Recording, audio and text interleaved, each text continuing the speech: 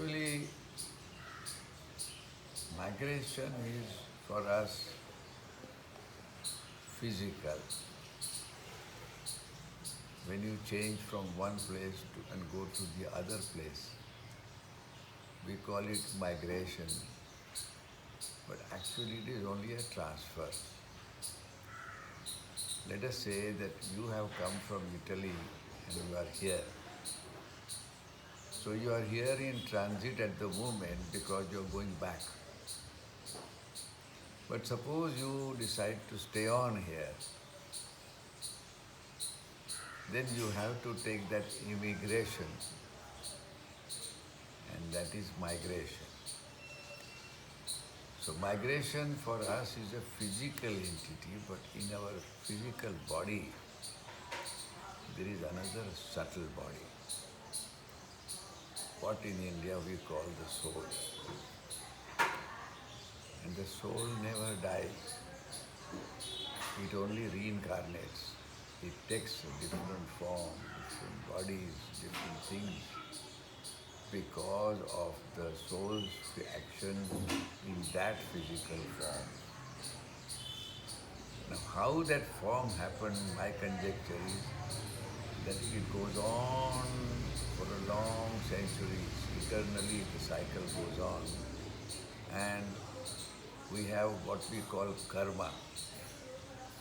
Karma is what we do and what kind of thing we supposed to be destined to do, or you do because your instinct is telling you. So all those actions which happen, those actions we call karma. Suppose somebody is a thief, you say he has a bad karma, and somebody who is a priest, you say he has a good karma. So karma is connected to this soul, and they both together change their body, etc. when the time comes. The body has to migrant, the soul has to go to another place, and then it incarnates into some other form. So the soul for us is the most important thing, the Atman.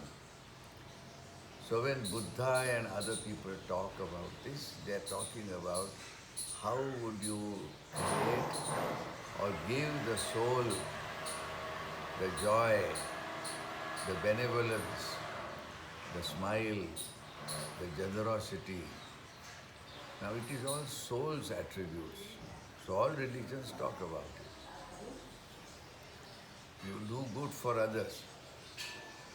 So if Christ talks about it, it is the same thing. Only thing is, he is talking because he had also migrated like this from his previous birth to tell us something else about it. So it is only a change or a transfer of interpretation, observation and action.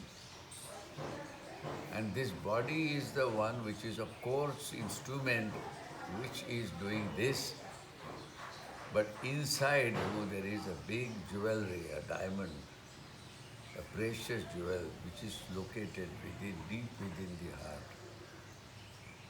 invisible. Now that is the one which is doing all this. It's like a chip. And I think most important thing therefore is we look at migrants because they have moved from one land to the other land, and when they stay there, you say he's a foreigner and he's an outsider, or he's a nomad, and we call them they are migrants. So this is always moving. So our life is always migration. Because we are talking, when you talk about the calendar time or astronomical time, the way we measure time, then these words become very important, that I'm traveling, I'm going and staying there, or I'm changing the place. So that migration for us, because we are measuring time. But actually, for the soul, it is timeless. The soul is eternal, and then there are guides. And those guides guide the soul to do what they are supposed to do. So there is another world, and that world is the world of the spirit. And that world of the spirit is something which we don't know, but which is the most important thing. And every religion talks about it. Every religion says, be good, be kind, be generous, be helpful, be smiling. Now what is that? It's a good gesture, and that is what the soul is always about.